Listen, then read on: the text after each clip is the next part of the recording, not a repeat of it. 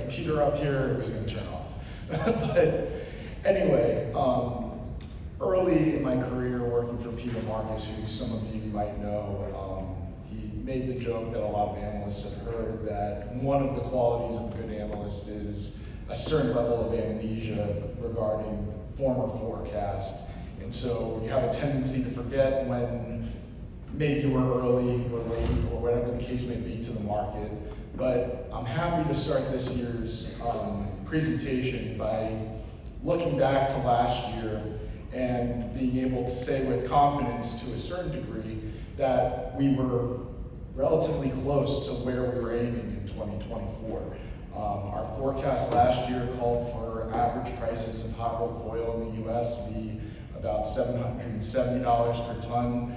This year, at the rate things are going through this point of October, we're approaching $761 to be precise. So we're within a fairly comfortable range, and you know, as an analyst, that always gives you this little bit of oomph going into the next big forecast. So I'm going to give a brief rundown of what I'm going to try to accomplish here with the USA forecast for now.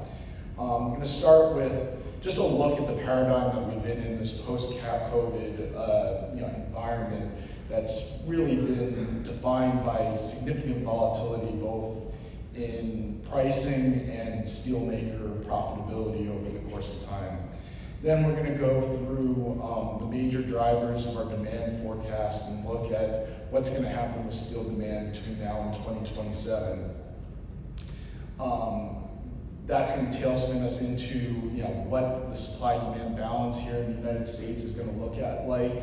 There's obviously going to be a lot of questions as 6 million tons of additional sheet capacity comes online between Big River and Nucor in the next 3 years. It's going to impact the market. And that's going to lead us to a conversation about metallics and the impact on scrap prices, which ultimately are going to be a key driver or floor on HRC prices in the next couple of years going forward. So looking at the last now almost 3.5 years, it's been a bumpy road. We've been on a roller coaster. There's been these continuous stocking and restocking cycles in the US market where inventories get super low, they get tight, imports fall to a relatively unsustainable level in around the 7.5 to 8 million ton annualized rate, and all of a sudden we get supply constrained and prices spike. Sitting here last year where the prediction might not have held up. We were sitting at a price environment of about $675 a ton, and I think very few in the industry would have anticipated that in the next 3 months prices would go soaring to about $1,100 per ton, where it stayed for most of December and January of last year. But like I said, we've kind of been going in this whirlwind of all the way up, all the way down. But WSD senses that we're kind of approaching the end of the momentum in that cycle. The same thing, as I said, has been the case with metal margins, where you've gone to periods of record profitability for the mills. Metal margin, for those of you that don't use that terminology, is really just the spread of hot rolled coil versus the shredded scrap price. It's a decent measure of price versus cost. So you've gotten these spikes over and over again, and then quickly go back down to reality. We see things flattening out quite a bit over the next 3 years versus the previous. Part of it is economic stability. Last year when we were standing here, the conversation on everybody's mind was, when is the recession going to happen? It wasn't even if. It was, the economy has been running too hot for too long. The inflation has, been soaring over the last number of years. the economy is incapable of keeping this, this rate. And what's happened is, we've fairly continuously had good economic returns year over year. But an interesting element in all of this is, even as interest rates are beginning to be cut, even as inflation is going back to its benchmark level or its comfortable level in the low 2% region, there's a lot of varying feeling of how the economy is, how consumers should be spending money, how businesses should be investing their money, whether it's in capital goods, whatever the case may be. Some of this is simply based on your political affiliation, the news you consume, the information that you're receiving, and what's particularly interesting about this graph and why it's very relevant as we're going into a presidential election. You look at what happens every time administration changes office, marked by the red dotted line and the blue dotted line. Right before Trump took office, Republicans thought the economy was doing bad. Trump takes office, Republicans' mood over the economy goes up and stays up for the majority of the next 4 years. Biden gets elected, that line goes straight down, and the Democratic line does the same thing. But mood is important to the overall investment cycle that that we see in the economy, and again, the items that drive steel consumption. And Gallup, as early as this morning, and this is perhaps as important of a political factor as any, 52% of Americans are sitting in a place where they don't feel like they're in as good of a place as they were 4 years ago. Only 36% of respondents said they were in as good or better of a place. And so, you kind of have this wet blanket, despite economic growth during this period of time, economic growth and wage growth and low unemployment. All of those factors don't matter if the general mood around the economy is not particularly good. And we're seeing it in the steel world.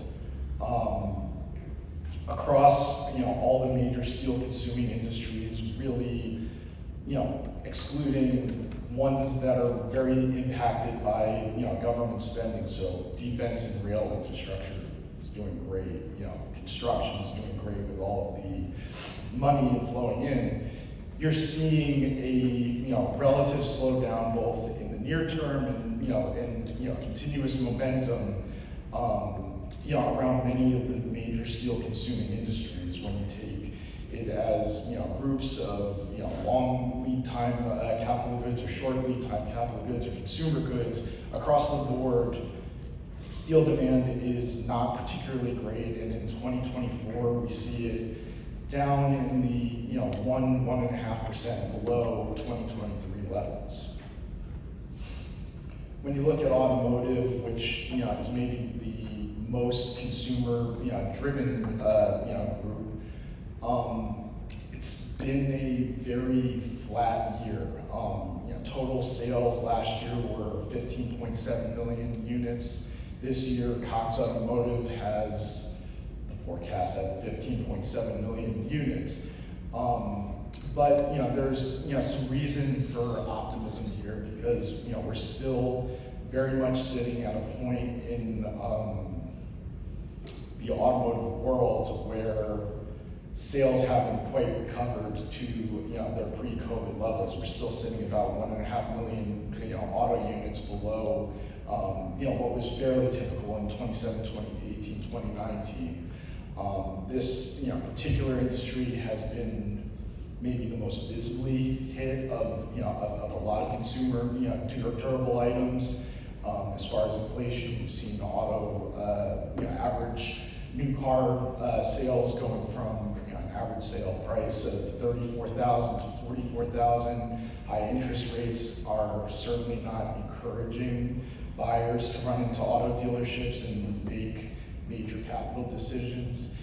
And just general uncertainty again is plaguing the market to a certain effect. So, we see over the next 3 years, potential upside in automotive. Construction has, in a lot of ways, been the savior of steel consumption over the course of 2024, and we really don't see demand in this segment going down significantly in the next 3 years. Last year we flashed up the slide. It's really quite popular in steel conferences like this. You've got the Infrastructure Act, you've got the CHIPS Act, you've got the Inflation Reduction Act, and there is a lot of government money going into encouraging development, whether it's in the form of bridges and tunnels to hospitals and so on, and other forms of energy. So basically,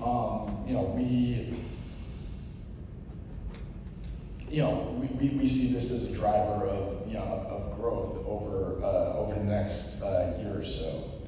As we deeper dive into it, construction starts, which might be the best indicator that we can be looking at from the perspective of driving future growth.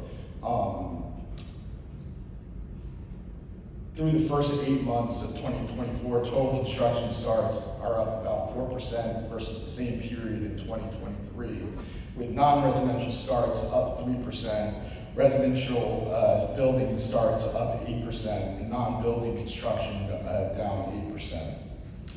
After a 2-year surge in spending following the passage of the CHIPS Act, new starts in the manufacturing sector have not necessarily maintained their level, but what we've continuously seen is month after month, there's a new $500 million data center being built, either in Texas, Indiana, Ohio, wherever you have, California, you name it, and there's data centers being built at a rapid rate. It's a reaction to the insurgence of AI into the economy, the need for increased computing power. Data centers are popping up one after another. Residential starts have actually been probably the weakest for most of 2024, and this particular segment, which has limited influence from the government, currently, also has maybe the most potential for its own natural growth. There is still a disequilibrium between demand for housing use, particularly multifamily units, as housing patterns and population patterns change. People are living in places where there isn't necessarily sufficient multifamily housing, and we see this number returning to a rising pattern once interest rates start declining and the economy kind of renormalizes, with perhaps the reset of the election, but more likely with the reset of the Fed's policy. Moving to the next industry, oil and gas. I am the least qualified person in this room to make this particular discussion. I'm a taker on this information from Rick and Paul and the folks who spoke earlier this morning, but taking their forecast and placing it into what the impact of sheet demand is. We see a slight increase. It should look familiar because it is exactly their forecast, just translated into the impact on sheet. Manufactured goods and appliances, this particular sector, again, another one that's been hit by high inflation rates, high interest rates, and something that we see recovering in the next 2 to 3 years as interest rates begin to fall.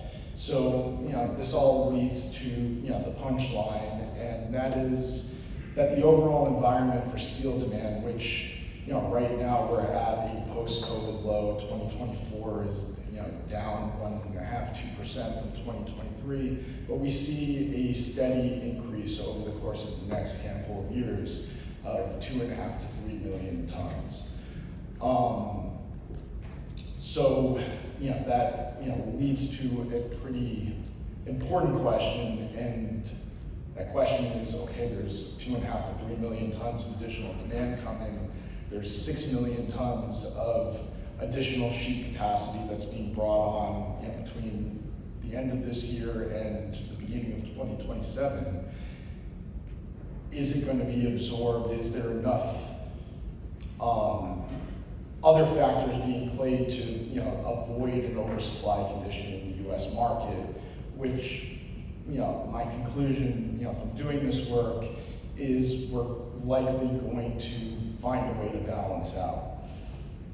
One particularly important factor is a shift down in imports over the course of the next 3 years. When prices went to that 1100 level at the beginning of this year and thoroughly surpassed world export pricing, it pretty much set up a year of growing imports into the U.S. despite whatever trade legislation was put in place, whether it be the Section 232 or various anti-dumping and countervailing duties. But as Phil's part of the presentation indicated, there is some sigh of relief of the Chinese armada might be cooling off. Increased stimulus from the Chinese market might contribute to a lowered influx of global imports, and that gap between the U.S. hot rolled price and the world hot rolled price might start declining quite a bit over the next few months, and we see the imports falling from a level just below 10 million tons annualized for sheet imports to closer to 8.5 million tons, creating some additional room for domestic producers to be capable of taking back that market. Overall, we see about a 4.5 million ton increase in mill shipments from the sheet mills over the next couple of years. Probably one of the most common games from this stage is, okay, there's new incoming mini mill capacity coming into the market, which blast furnace has to be impacted by this. The chances are the damage could be minimal this time around, but we anticipate that at least a piece of capacity will have to be brought down, given the new capacity coming into the market, which will create some new balance there. So that creates a new set of problems moving forward. Problem being a relative term, as the next 3 years you bring on 6 million tons of sheet mill capacity. You have the additional 1.5 million tons from the ArcelorMittal Calvert facility as they bring on the electric arc furnace to support the rolling lines down in Calvert. And so you have a pretty significant shift in steelmaking capacity and subsequently a major shift in demand for the materials needed to produce that steel. So, part of the problem, and these slides will be distributed so you'll be able to take a closer look at the numbers, is in the immediate 3 years, somebody would have to move very quickly in order to create more DRI, more HBI, more pig iron to be capable of going into the new furnaces that are coming online. We see some shift, more than likely, of particularly in the ArcelorMittal system of they have the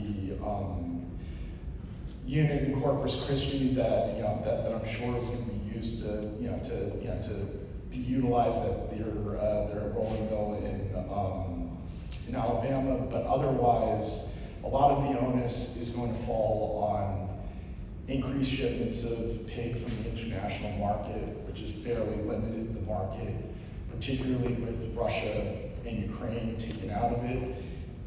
Relies heavily on Brazilian mini blast furnaces. Another conversation we can get into on the sidelines, because I'm running over out of time at the moment.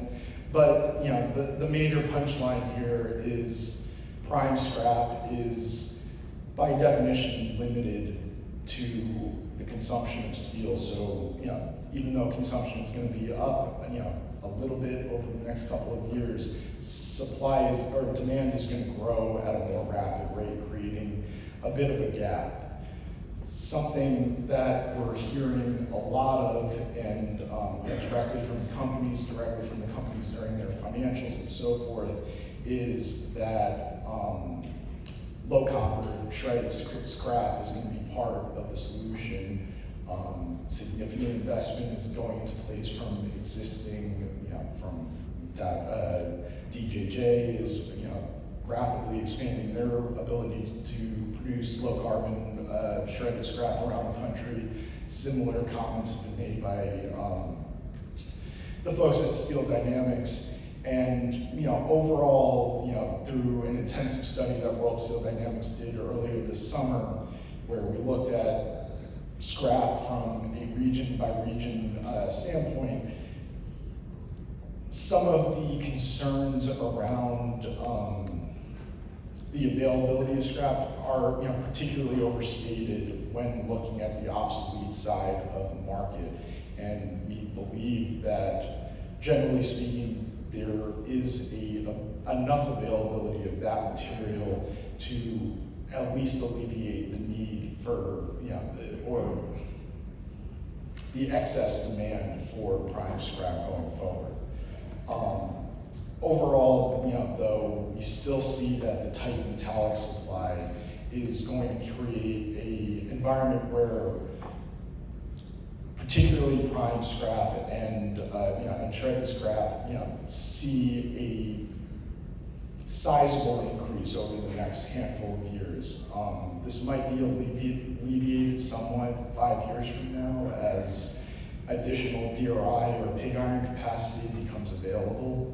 But in the immediate term, there's going to be periods where we feel like there is shortage pricing, where prices can spike as high as $500, $525 per ton for busheling scrap. But on average, that price is going to level out around $440, $445 on average. Versus the current price around $385, $390. So a fairly significant jump upwards. As such, it's going to raise the entire floor on the U.S. market, not necessarily in an extreme way. Pricing, might peak around, 820 on average in 2026, before the additional 3 million tons from Nucor's facility gets inserted in the market.